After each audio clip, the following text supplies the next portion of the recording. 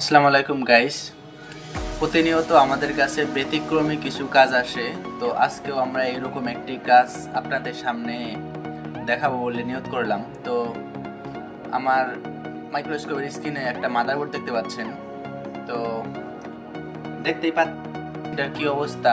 তো আমি আপনাদেরকে আরেকটু ভালোভাবে জুম করে কিছু জিনিস দেখাই। যেমন এখানে একটা পয়েন্ট মাইক্রো আছে, এটা যতটুকু বুঝতে পারতেছি এটা এনসি পয়েন্ট, তো নো প্রবলেম। আমরা আরো কিছু জায়গা দেখি। এই যে এখানে এই যে আপনার এখানে একটা রেজিস্টরের জায়গায় জাম্পারিং ওয়্যার দিয়ে ডাইরেক্ট করা আছে। এই পাশে আরেকটা রেজিস্টর ছিল, এখানে এটা ফাঁকা ফাঁকা। তো এই যে এখানে একটা বল মিসিং, এখানে একটা বল মিসিং আছে। তো এই হলো মূলত সিপিইউ এর কন্ডিশনটা, মানে সিপিইউ যে বসানোর জায়গাটা মাদারবোর্ডে ভিজিএগুলার এই অবস্থা। তো এই পাশে আমরা যদি ইএমএমসির দিকটা দেখি, ইএমএমসির দিকটাতেও মানে ইএমএমসির দিকটা মোটামুটি ওকে আছে, এটুক কোনো ব্যাপার না। কিন্তু এই পাশে কিছু কম্পোনেন্ট সরানো আছে, বা কিছু কম্পোনেন্ট সম্ভবত মিসিং আছে এখানে যতটুকু দেখতেছি। তো এই পাশে এই যে পাওয়ার চার্জিং আইসি আছে, চার্জিং আইসিটার পাশে আপনারা দেখতে পাচ্ছেন কম্পোনেন্টগুলা লাগানো চালানো। তো এই হলো এই পাশটার অবস্থা। আমি আপনাদেরকে মাদারবোর্ডটা ওই পাশটা দেখাচ্ছি স্ট্যান্ড থেকে করে। মাদারবোর্ডটা ঘুরাইলাম, এই দেখেন মানে কি একটা অবস্থা মাদারবোর্ডের। হ্যাঁ, এই যে পাওয়ার আইসিতে কাজ করা আছে, এটা অলরেডি রিভলভ করা আছে।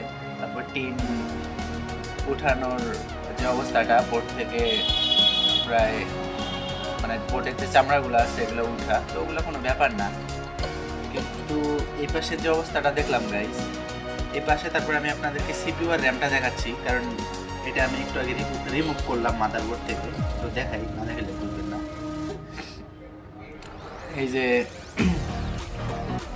এই হলো সিপিইউ প্রসেসরের অবস্থা। এই যে দেখেন কি একটা অবস্থা, এই যে সাইডটা ভাঙা, তারপরে এই দিক দিয়ে সব অ্যাডজাস্ট হয়ে গেছে। তারপরে এই যে এই পাশে বেশিরভাগগুলাই মানে প্রায় বলগুলো অ্যাডজাস্ট করা, আর কালার নষ্ট হয়ে গেছে। তার মানে বুঝতেই পারতেছেন এটার উপরে কি পরিমাণ টর্চার হয়েছে। তো এই পাশে র্যামটা আছে, র্যামটার অবস্থা মোটামুটি ভালো আছে, কারণ র্যামগুলোতে বিজিএ কম থাকে, যার কারণে এটা নর্মালি সুন্দরভাবে করা যায়। তো এই যে একটা কাজ, তো এখন আপনারাই বলেন আমাকে যে এই কাজটা যে আমি করব, কোন ভরসায় এই কাজটা করব। এটার এই পাশে দেখেন পাওয়ার আইসি, চার্জিং আইসি, এগুলো সব কাজ করা। তারপর কানেক্টরগুলো নষ্ট হয়ে আছে। এখন অনেকেই বলেন যে ভাই কাজটা দিলাম, এক জায়গা থেকে ঘুরে আসছে, তুমি করতে পারলা না। তো এখানে তো ভাই বিষয়টা দেখতে হবে যে এখানে আমি কাজটা কিভাবে করি, বা কোন ভরসায় আমি কাজটা করব। এই যে আমি পুরা এই পাওয়ার আইসিটা যদি এই আপনার মাদারবোর্ডের যে সার্কিটের যে জায়গাটা আছে, এটা যদি আমি পুরাটা রিপেয়ার করতে চাই, তাহলে আমার পাক্কা মানে মানে অন্য কার কতক্ষণ লাগবে জানি না, কিন্তু আমার প্রায় আপনার মানে 3 থেকে 4 ঘন্টার মতো লাগবে। মানে আমি রিল্যাক্সে কাজ করতে পছন্দ করি, বা সময় নিয়ে কাজ করি। তো এই 3 থেকে 4 ঘন্টা যে আমি এটার পিছনে খাটবো, কোন ভরসায় খাটবো। এই যে মাদারবোর্ডটা যে দেখতেছেন, এটা তো মানে প্রসেসরের তো এই অবস্থা, তার উপরে আবার পাওয়ার আইসিতেও ঘাড়া। পাওয়ার আইসি, চার্জিং আইসি যারা কাজ করেন তারা তো জানেন যে আপনি সব কিছু করলেন, কিন্তু এমন একটা জায়গায় ভুল করে রাখছে অন্য টেকনিশিয়ান, যেটা আমি ধরতেই পারবো না। ছোটোখাটো চিপাই চাপাই এরকম ঝামেলা থাকে। তো এখন আপনাদের কাছে এটা প্রশ্ন যে আপনারা যদি বলেন যে এটার কাজ করতে, তাইলে আমি অবশ্যই কাজ করব, সমস্যা নাই। যদি আমাকে 100 জন কমেন্ট করে বলেন যে ভাই কাজটা করেন, ভাই কাজটা করেন, অবশ্যই আমি কাজটা করব। কারণ এই মোবাইলটার এই কন্ডিশন অনুযায়ী মানে কাস্টমারকে বলার পরে কাস্টমার আমার কাছে মোবাইলটা রেখে দিছে।